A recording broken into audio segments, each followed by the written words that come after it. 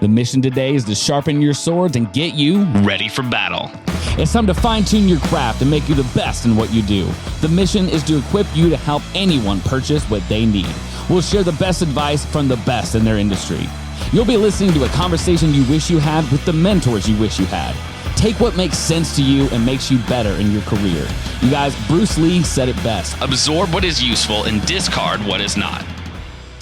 Hey everybody, welcome to the Commission Mission. I'm Micah Henderson. And I'm Eric Gerace, and I'm excited about today's guest, Micah.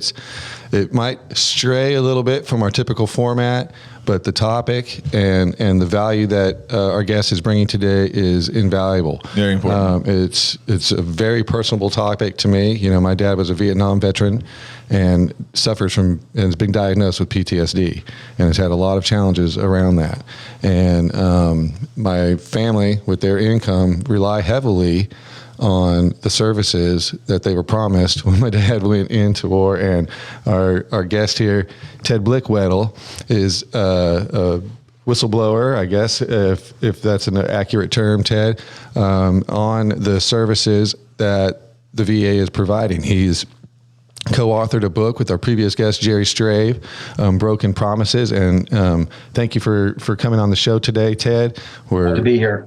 Happy to have you and excited to get this out to as many people as possible and let this awareness permeate through, you know, everyone, because it's such an important topic and so many people. It's not something that one or two or 10 or 1,000 people. It's tens, hundreds of thousands of people that are suffering from this disease. And like Micah said earlier when we were talking before the show, servicemen that have come back from war or had this experience that have led to PTSD, they permeate every aspect of our society.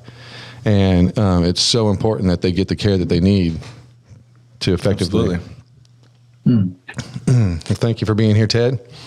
Well, thank you for having me. And so how about just give us a little background, you know, like your experience. I mean, it's an amazing story. Jerry shared it with us somewhat on our previous episode, but coming from the horse's mouth, you know, we would really like to have your perspective on this and what happened, what led up to the circumstances with the VA. And we'll just let you go at it for a while and ask questions along the way, I guess. And so what ended up happening then is I put together a package of documents and grievances that I filed with various federal agencies. And I saw Senator Reid's staff here in Rhode Island who ended up backing me up and getting the GAO to do a federal investigation, which validated my allegations. And that report came out in around September of 2020. Well, along the way, I had numerous local and national media interviews with this, including Military Times, NPR, NBC, getting the word out about all this. And eventually, this led to the very beginning of 2021, congressional legislation called the Vet Center Improvement Act, which came about as a result of the GAO investigation. And they even let me put my language in the bill, which was kind of nice to kind of tighten some things up to make sure there was going to be true accountability. And this bill is currently in Congress at the point on the Senate side where it's already gotten through committee, and they're trying to hotline the bill through unanimous consent. And the backup plan is the Senate and the House side are planning to amend it to another piece of legislation that will be voted on very soon in the near future. And this is what this is all about. It's come down to this because this legislation does address these very issues that I had just explained and then some. I think in terms of hiring practices. So I do want to say before moving on and maybe questions you might have at this juncture is to give you an example of further retaliation. Mind you, 15 months ago, or so, maybe 16, around March of 2021, I go to the vet center, hadn't been there in 3.5 years, to drop off a memorial donation for a counselor I used to work with there that had passed away. I was a pallbearer in her funeral. She was a veteran, Vietnam era. And fact, her husband was a captain, you know, in the Marine Corps in the Vietnam War back in the day. So my director, who was kind of the tip of the spear in the retaliation, which she would never have done without collusion with upper management, because she never acts alone, wasn't even there that day, and ends up having a no trespass order placed against me by filing a fraudulent police report to the VA locally here, who dealt with the Warwick Township Police. And they wouldn't even give me a copy of the full report, claiming the investigation was ongoing. They never interviewed me. They never interviewed the counselors. You really struck a nerve there, didn't you? Yeah, and they didn't even interview the other counselors there that day. So I had to hire a law firm to get this whole thing eventually rescinded based on evidence and statements from counselors that stepped up and had the courage, you know, to back me up to refute the ridiculous things that she was saying in this report. Right. Oh, absolutely. Yeah. And so that happened. And she and her boss got a scathing letter, the boss in Washington, you know, about, you know, you keep doing this kind of thing, you know, we're coming after you legally. You know, this defamation of my client is just unacceptable under the circumstances based on the lies that was used to substantiate the no trespass order. And it was crazy. So I have a GoFundMe site that was set up by Whistleblowers of America to help me recoup my legal expenses. And if you go to my website, which is www.vabreakingpromises.com, you have that in some of your information I had forwarded to you last night. It's very important to get the word out about that, because not only, you know, can it direct people who want to help out with my legal expenses to the GoFundMe site under the bio tab in my website, but more importantly, it promotes the book that just came out that I had authored called Broken Promises. And basically, it gets into all of these things I just explained, the issues, what needs to happen, the media coverage, the political action that occurred, the retaliation piece that I go into a lot more detail than I am here, and the severe impact it had, not just on me, but my entire psychosocial network. Sure. Very far-reaching stuff. And if I may say real quick, the book itself ends on a positive, constructive note where it inspires whistleblowers, counselors in the system, and veterans to be able to have hope, knowing that you can take on, you know, a big government agency and win, because essentially I really have with this legislation, even though it's being waited to be voted on. And I go through a blueprint of steps of how to do what I did to be maximally successful for the most favorable outcome possible, avoiding some of the pitfalls that I made along the way. The hard way, didn't you?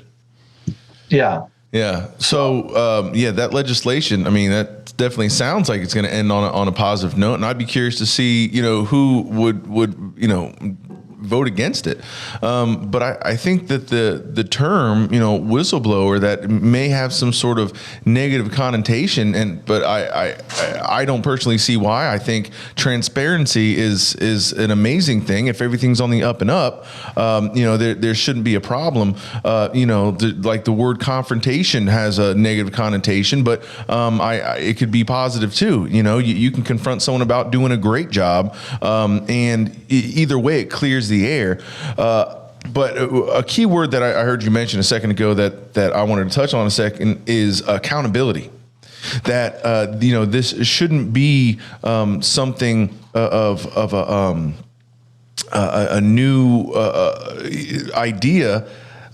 You're supposed to do what you say whenever you make a commitment, and if you don't, you know, you should expect somebody with the moral compass, with the principles to say, hey, this isn't right. And especially like with if you're creating a business or in a business and you're creating a business model, when you start to put profits above people and profits above being decent, you know, turning patients into cattle, basically, and turning your healthcare workers and the people that are the healthcare providers into basically indentured slaves that have to like crank these out, where the product itself that they're supposed to be offering, which is healing, is not occurring, in those instances. And so when you start to look at your own business, and no matter what it is, as you set these up, these are so important to keep these in mind, to like, there's a few things that's really struck out to me with when you're sharing, Jerry, was that all you did was speak the truth. The truth should not stop or make a business less profitable. It should move it forward. It should. And so to fight and resist against that was really struck out to me. Another thing was, look what one man can do. You're one person that said no and said, this isn't right. And you put a lot at risk. You put your job at risk. You put your freedom at risk. Your reputation at risk. I paid a heavy price. Yes. I did. But it really stood out to me when you mentioned that now this bill is in our Congress and Senate. One man started this. And so we always think we're just a small person. We don't have a voice. It's this big machine that we're up against. But we do have that power, especially when you're taking a stand for the truth. Because one of my favorite sayings ever was, the truth is like a lion. You shouldn't have to defend it. You just set it free and it defends itself. And stepping into that, you stepped into that full-heartedly. And so few people would take those risks and pay the price that you did. But I think you're a huge inspiration for people that are facing circumstances and situations like this in their job or in their business, that it's more important to stand for the truth than it is to put profits over people. Highland Finance, helping you prepare for life. IRS takes your money, stock market risks your money, and inflation reduces the buying power. At Highland Finance, we believe you should feel confident in your future. Our proven track record helps our clients prepare for life. Call 850-359-5989. The other thing that I want to talk to you about, Ted, besides doing what you say, which, I mean, this is a basic principle. Anybody that I'm training, anybody that I'm mentoring, for people to trust you in life, not only wanting to be around you and, just spend time with you, but nevertheless do business with you. I mean, this is the type of stuff I say to my kids. Well, my coaching classes, people do business with people they know, like, and trust. I mean, that's like in every business class, every coaching class you'll ever hear. But you shouldn't even have to say it. That's common sense. But the other thing is quality over quantity. I know I've heard years ago about the VA, having long waiting lists, and maybe that's what had them change their business model to just, cranking out numbers, but not success stories, right? And so what's the solution to that? I mean, maybe a little bit into the legislation, but I mean, is it more funding? Is it training? First of all, I need to quantify here that what I speak to in all of this is not to vilify the VA. And I think it's important to point out, above all, that there are great counselors that do great work that make a difference in veterans' lives, and they're giving their all in providing quality services the best they can to our veterans. And my hat goes off to them. I've dedicated my book to them and the veterans that get services in the system. So their hands are tied because of these bureaucratic, policies that come down on what these standards have to be, that force them into this ethical dilemma in choosing what they have to with quantity over quality. But the solution, I think, in part, I think that is part of the problem that you identified is, because of waiting lists. Well, if people have to see more people and you force people to do more groups to meet those numbers, and groups are very good. They are very beneficial therapeutically, but there are times when it's not necessarily clinically appropriate when somebody has PTSD or other related trauma issues that really requires, one-on-one treatment and not to be in a group necessarily. Yeah. And this is where, it gets kind of dicey. So it's kind of a mixed bag. And what's the solution? The solution is to get more counselors. That's right. There's a shortage, and they don't fill these vacancies quick enough. And even if they did, beyond that, they need to increase the number of counselors they have in the system, especially while all this is going on. If you can believe this, they're increasing the eligibility requirements so more people can be seen at a time when people are having these excessive caseloads. And because the research shows, and so does the National Association of Social Work, for services in community mental health settings, basically stipulates that there shouldn't be more than a 40 to 51 ratio of clients to a counselor. So when it comes to, if I may say, I when I left, I had 71 on my caseload. Wow. I know people that have over 80. I know one case when somebody left the vet center, they ended up taking on a whole other case. So they had 150 on their caseload. Right. That's just absolutely, you can't do that. And when it comes to this subject, when it comes to mental health and counseling, it's not a black and white. There's so many, gray areas. It's a nuanced field that it's hard to quantify a lot of things. But one thing that you point out is caseloads. That's a number, and you don't have enough counselors. Well, there's one way I'm pretty sure you can increase the amount of counselors is to pay them more. More people will be chomping at the bit to get that job, and in order to do that, you get more funding. So when you hear, no, that's not how that works. No, if I may say, because it's not a matter of paying them more; they're paid well. They're paid well. Compared to most of their peers, on outside of the government system. The issue is creating more positions for counselors and filling these positions quicker. And when someone leaves, it not taking months and months to fill that position. So it's funding just based on the merits of the need on that basis alone. Well, either way, it leads to funding, right? And the Congressional Budget Office just came out in relation to the Vet Center Improvement Act, where nobody's having a problem with what they identified as far as what this is going to cost. I mean, we have trillions of dollars in stimulus money that went out here over the last few years. So why can't some billions of that go to help our veterans? That's where I was going. I mean, there's no excuse for that not happening. We hear about so much, federal spending on things that the average person doesn't really find important, and everybody has a family or friend that is in the military and appreciates our quality of life that our military defends and would approve of some sort of or funding, or I've heard human infrastructure, that term thrown around. But if you really want to talk about it, let's increase funding to our VAs and get more counselors so you can get quality and quantity. Right. Well, certainly it's going to help, the more counselors you have, it's going to help balance out there being more quality of care. So the people currently in the system aren't overloaded with heavy caseloads.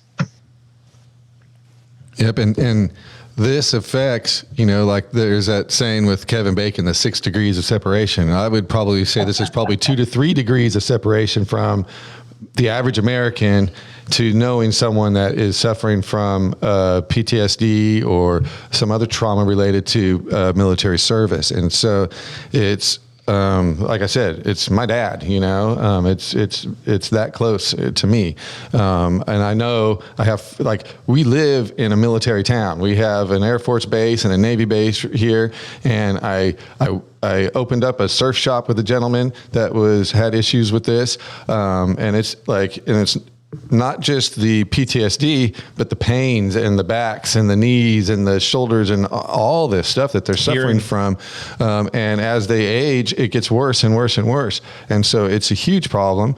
I could probably name 5 or 6 people off the top of my head that I know personally that are dealing with this issue. So one, I just want to commend you for doing what you did, Ted, and taking a stand for the truth, because that's such an high quality personal trait. It's like you said, you paid a huge price to do that, but the price that you paid is going to in my mind, because there is a light at the end of the tunnel, I think, and the light's getting closer. It's not this far off distance, tiny little dot anymore. We're starting to see, hey, there is a solution to this, and it's coming. And there's still a lot of work to do around it, but we're on the right path, thanks to people like you, and and to be an inspiration for others that are in your. So you did it first, right? Now all you need is your first follower. And once you get your first follower, then it becomes a movement, because that first follower solidifies you as a leader in this moment. And the first follower encourages others to do the same. And so I just want to put that out there. If there's anyone else that's in Ted's situation that is experiencing this, to connect with him. Find out how. You don't have to go through the pitfalls and the challenges that he faced. He's gone first. He can now guide you to get to that path on the end, and to make this movement and solidify this movement to get the people that the help and this that they need. If I may interject here, this is very relevant. So the biggest thing people can do right now to support this cause, because our veterans and those that care for them will greatly benefit from this. And this is the legislation we were just talking about, the Vet Center Improvement Act. And it's very important. That would be Bill HR 3575. Again, HR 3575. And on the Senate side, S 1944. Again, S 1944, to please everyone to contact your senators and congresspeople to support that legislation, because it's probably coming up for a vote, even if amended to another bill, sometime within the next few weeks, as early as the next few weeks. So please support that legislation. Again, the Vet Center Improvement Act, S 1944 and HR 3575.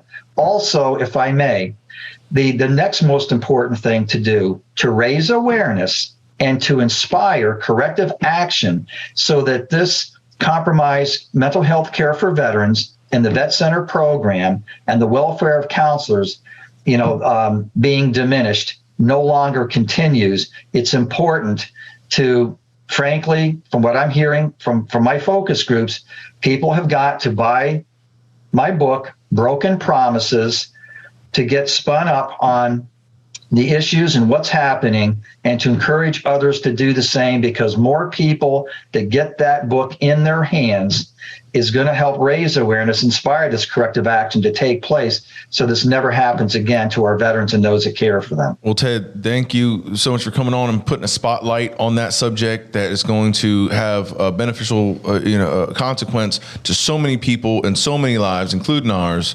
I appreciate you, putting yourself in the hot seat in order to do the right thing and help so many people. Thank you for being here today, Ted. We really appreciate it. Well, I appreciate that. And do I have maybe 2 more minutes? Yeah, sure. Okay. And the reason I say that, this is very important for veterans and PTSD.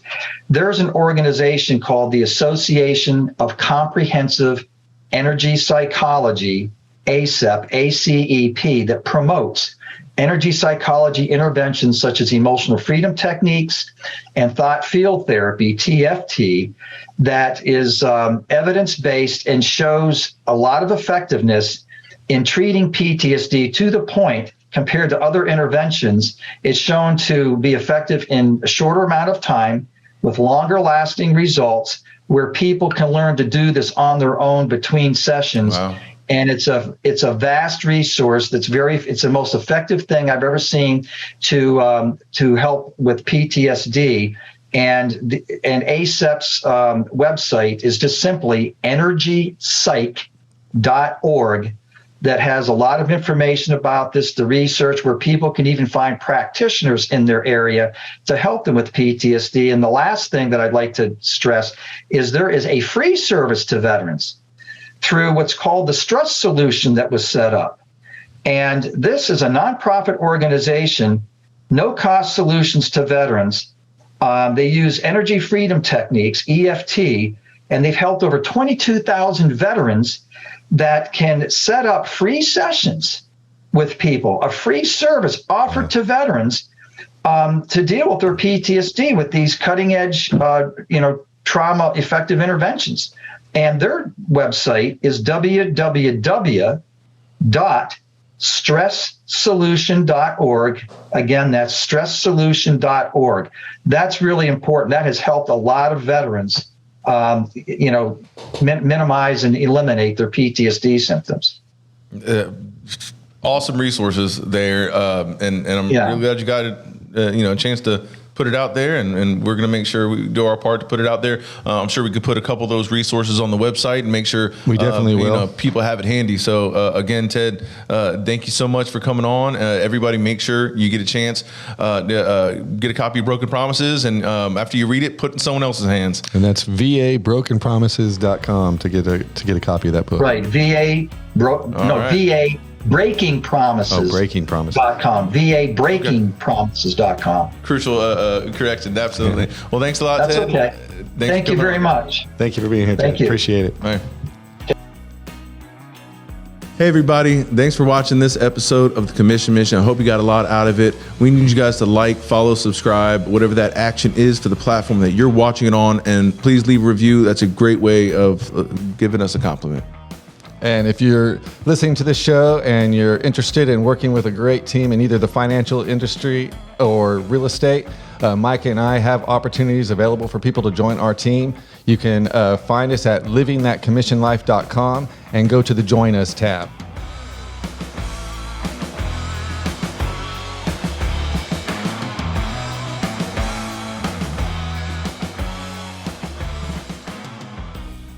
Highland Finance, helping you prepare for life. The profit your business brings in should go to you, not accidents, injuries, and hurricanes.